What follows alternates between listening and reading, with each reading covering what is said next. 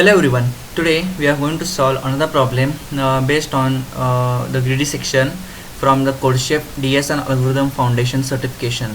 That problem is called as BALIFE from SPOSH. This one, BALIFE. So let's get started with the problem. So BALIFE also called as load balancing. So let us read the problem first. What they are saying is there are processors which are numbered from 1 to n, and each is used to process independent jobs. So every incoming job is assigned to some processor. Some processors may have too many jobs, while some processors may not have any job. So the whole system must be now rebalanced. Now what does rebalancing mean is all the processor must have equal number of jobs.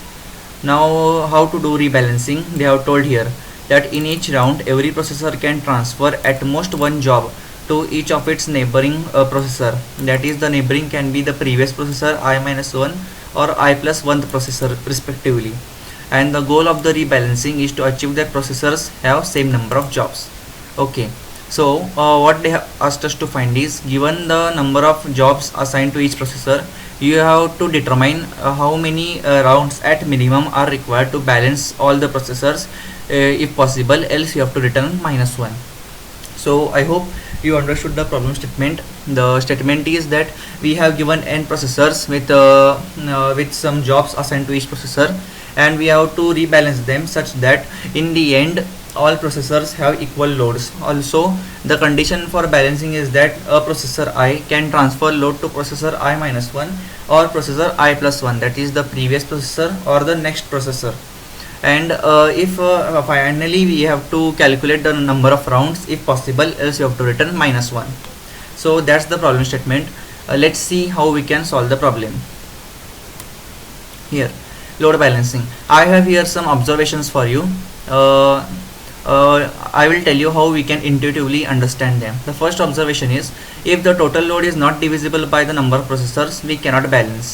Yes, it is true, because you can understand that since we have to balance, after balancing all the loads must become equal, right? So so for the loads to become equal, the total load combined of all the processor must be divisible by the number of processors.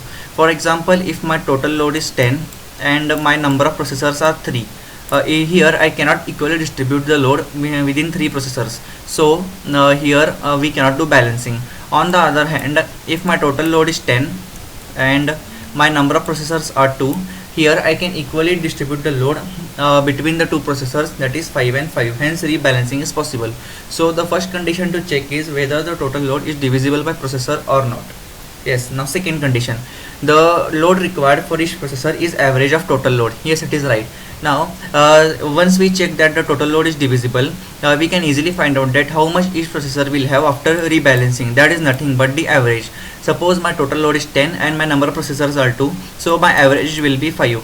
This also tells that after rebalancing, each processor will have a load of 5. That is, the first one will have the load of 5 and second one will have a load of 5.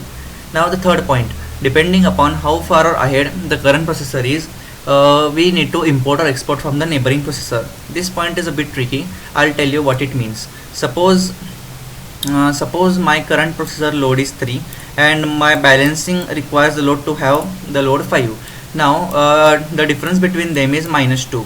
The negative value tells us that we need to import the load 2 from somewhere else to this processor so as to balance it. That is the meaning of the statement, that depending upon how far ahead we are from the current processor, we need to import or export. On the other hand, suppose my current load is 8 and my balancing load is 5, so the difference between them is +3, right? So it means that I need to export the load +3 to the other processor so as for this processor to get balanced, right? Now the final point is not an observation but just a simplification, that for this problem, instead of, we have the freedom to choose either the previous processor or the next processor, right? So we shall choose always the next processor for transferring our load. That is, for ith processor we will use I plus 1th processor to transfer the load, that is to either to import or to export the load. Also, one more point we can see here is that since we know that at each round we can transfer at most one load, right? So the difference between the balancing load and the current load, the absolute difference between the balancing load and the current load will give me the number of rounds required, right? So here in the, like we said in the previous example, suppose my current load is 3 and my balancing load is 5. So the absolute difference is 2. So it will require 2 rounds for this processor to balance. Here another value, suppose my current load is 8 and my balancing load is 5. So the difference, absolute difference between them is 3, right? So it will require at max 3 rounds to balance this processor. So if we take the maximum of all the rounds required, absolute of maximum of all the rounds are required, we will get the total number of moves which are required to balance this processor, right? So I hope you get the intuition. So let's check the sample example. With this you shall get more idea. Okay, so let's get started with the first example. Here the first example is the number of processors are given as 3 and the load is given as 1, 2 and 3. So if you are going to solve it using your intuition, you can easily see that in one round itself we can balance this processor. How? In first round itself, from this processor 2 will transfer the load 1 here. So this will become 2 and this will become 1, right? And in the same round itself, from processor 3 will transfer the load 1 load here. So this will become 2 and this will also become 2. So in this way all my processors will get balanced in the single round itself. Let's see using an algorithmic approach are we able to solve this or no. As we said, the absolute difference will give me the number of moves required. Also at the same time what we can see is the difference, whether it is positive or negative, we will push it onto the next processor so as to get my next value, right? So let's see, for the first processor the absolute difference is 1 minus 2, that is my 2 is the average here, because since the total here is 6 and my number of processors are 3, so average, or what you can say is the balance load, BALANCE, balance load, average or the balance load of is 2. So my difference here is 1 minus 2 is equal to minus 1. So what I am going to do is I am going to put minus 1 onto the next processor. That is, it means that I am going to import minus 1 load from the next processor. So doing this step, what it will do is it will change its value to 1. This is 1. So again so I can show you here that so 2 minus 1 is equal to 1. So my processor number 2, now the load will become 1. Now also I can change here, since I am going to import, I can even simulate this step as 1. My current load is 1 and I am taking the load of 1 from the next processor. So my load here will become 2. But that is not required, since we are only here to count the number of moves. And once the current processor is scanned, we are not going to visit it, so we don't need to make changes onto the current processor. We make changes onto the next processor itself. So for the first processor, the difference between the actual load and the balancing load is minus 1. So we add minus 1 to the next processor. So the next processor value becomes 1. And now we move on to the second processor. Here the actual load is 1 and my current balancing load is 2, because 1, because in the last step we have changed the value by adding the difference here. So again here the value becomes minus 1. So now again I add this minus 1 onto the next processor, so it becomes 2.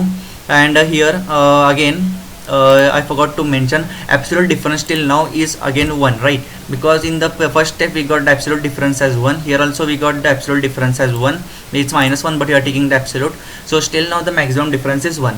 Now here we got our answer that the moves are still 1.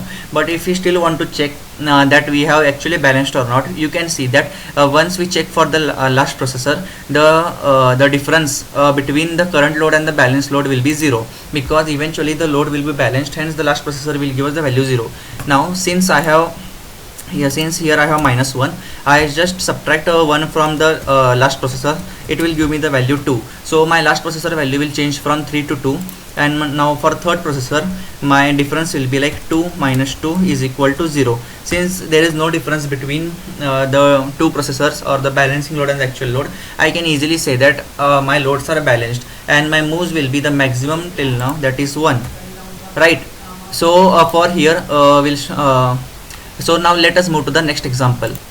Okay, now let's get started with the second example. Here the number of processors given is 8 and the load values are given as follows, that is 16, 17, 15, 0, 20, 1, 1 and 2. So let's find first the average or as you can say the balancing load, BALANCE, balance load. So the balance load will give the value as 9 because the total sum is 72 and it is number of processors are 8. So at the end each processor must have a load of 9. For now let my moves will be 0. Now I'll calculate my first difference. Here first 16 minus 16 minus 9 will give me the value of, here wait a minute, 16 minus 9 will give me the value of 7, here 7. So it means that since my load is, I'll write here plus 7, since my load here is positive, it means that I need to export this load to another processor. So what I'm going to do is I am going to add plus 7 to this next value. So 17 plus 7, this value will become 24, here 24. I'll just show you for one or two samples. So here is like so 17 plus, wait a minute, 17 plus 7, the value will become here 24. Now for my next processor, 24 minus 9, 24 minus 9, because now my current load for second processor has become 24. I subtract 24 minus 9, so I get the value as plus 15, here plus 15. Again, since the load is positive, it means that for the next processor I need to add the value of 15. So this value will become 30 here. Here this value will become 30, 30. Now for the processor number 3, my difference will be 30 minus 9. For the processor number 3, my difference will be 30 minus 9, that is 21. This is value will be 21. So it means that on to the next processor I need to add a value of 21, because since the difference is positive. Also I forgot to do this step, that is my maximum number of moves. That is at first, for the first step my maximum absolute difference was 7. I shall just write from here, and then it became 15, then it became 21. Till now at max we need 21 moves to make the balancing. Now we shall move on to the next processor here. So 20 plus 21, since the difference is positive I need to add it to the next processor, that is 41. Now 41 minus 9, that is 32 here. Wait a minute. So this is 21 plus 20. So since the difference here is 21, what I do is I add this difference to the next processor. So the value here it becomes 41. And the value becomes here 41. So a minute, here 21. So the difference here is 21, right? And I add this value here.